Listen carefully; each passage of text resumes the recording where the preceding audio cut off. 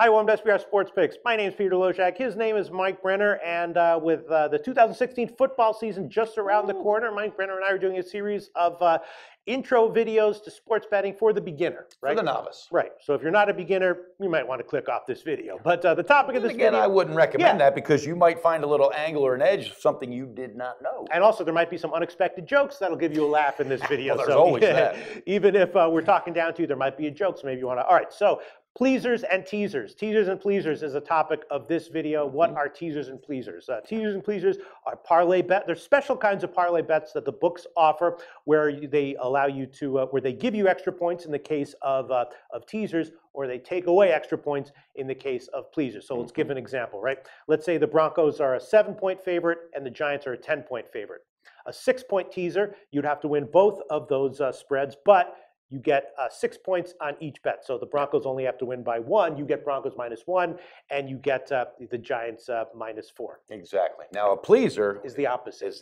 Is where you get points. And of course, with a teaser, you know, you're getting because you're getting points, you get worse odds. A pleaser is the opposite, where the books are taking away points from the spreads, and you're getting much better odds. So in that example that I gave, it would be Denver or whatever team instead of being -7, they'll be now -13. Yeah. And the other side will be instead of -10, -16. Pick. Yes, yeah. But the odds, of course, are much bigger. Do you know what the odds of the standard odds for a 6-point pleaser are? I do not. No, about 5 to 1. Wow, that's a sharp payback. Yeah, but you know it's tricky because you have to win both of the legs, and if one of the legs loses, as with any parlay, your entire bet. But you know what? When you got those years like the Patriots, where the line just never seemed to adjust, that would be a please. It seems like to me that would be a perfect category for that. Or in college football, where you think you have a favorite that is going to, or an underdog that's way to be getting way too many points. If you use them on a pleaser, you can increase your payout significantly. So yes, it's a tool that you can use for handicapping. Of course, the odds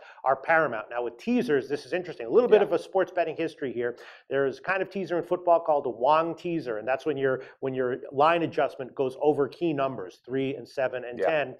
And the books used to offer odds where betting into those Wong teasers was profitable, and professional gamblers would beat them.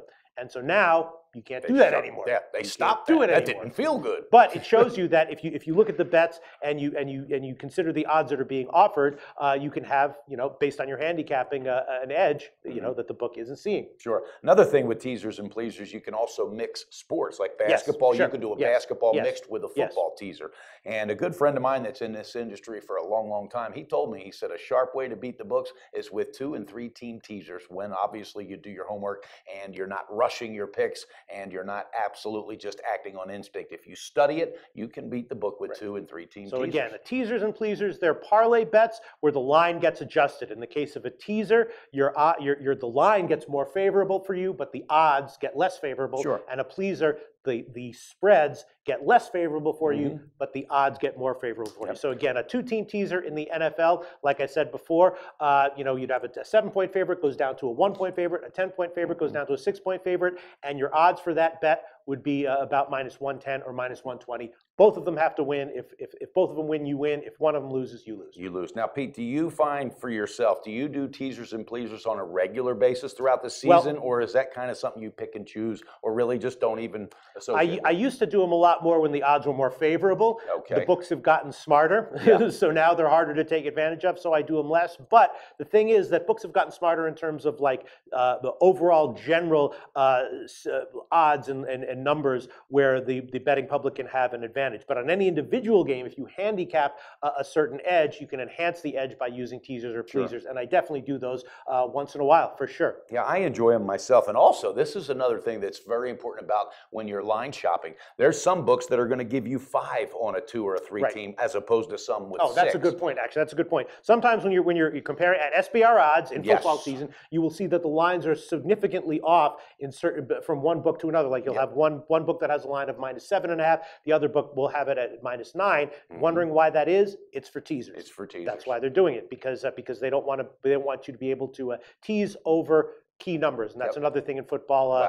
Yeah, the key numbers are 3, 7, and 10, although they're becoming less key because of the two-point conversion, the increased use of the two-point conversion in football. But they're still considered key numbers. They still are key numbers. All these are things you have to consider when you're thinking about betting teasers and pleasers. And again, if you consider them and you're intelligently analyzing them, you can find an edge. Yes, you can. Pistol Pete, I just admire the way you dig into this, because those little unfound facts that people are not really accustomed to knowing, that makes all the difference in winning or losing a bet. And when you want to stop gambling and start investing, I like that. You listen to those kind of tips. You think we covered it? I think we did. I think we did. All right. And don't forget, sportsbookreview.com once again for all the information you can possibly want on all the books online, the big ones, the small ones, and the mid-range ones. Sportsbookreview.com. College football time. Do your research before you bet. Check out our ratings guide to see which books have the best ratings and sign-up bonuses. Open up several accounts and shop for lines at sbrodds.com. Always be ahead of the game.